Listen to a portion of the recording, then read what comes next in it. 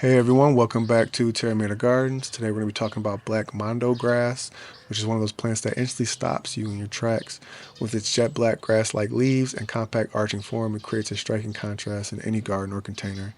It's not actually a true grass, despite the name, but a member of the asparagus family, and its dramatic foliage makes it a designer favorite for adding mood, texture, and contrast to plantings.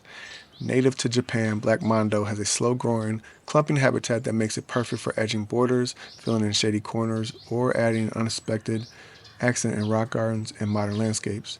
Its deep purple-black color stays strong year-round, and in midsummer it sends up tiny spikes of pale pink to lavender bell-shaped flowers that peek through the foliage, followed by shiny blackberries in the fall. These flowers and berries add delicate detail to its otherwise bold and gothic silhouette.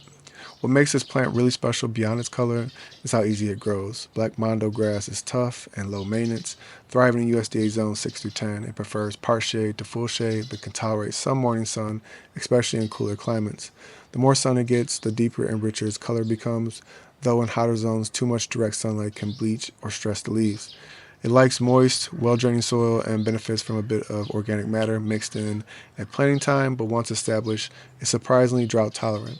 It's also deer resistant and generally pest free, which makes it a great choice for low fuss landscapes.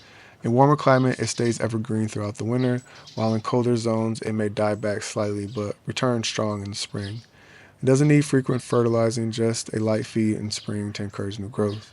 Over time, the clumps will slowly spread, making it great for ground cover or for weaving between stepping stones and hardscape features.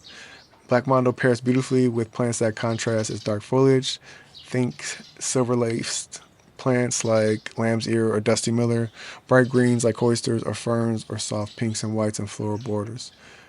It also works beautifully with succulents, ornamental grasses, or even chartreuse-hued ground covers like creeping jenny.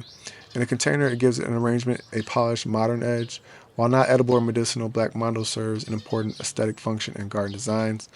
Its architectural shape and moody palette bring depth and grounding energy to colorful or light-filled gardens.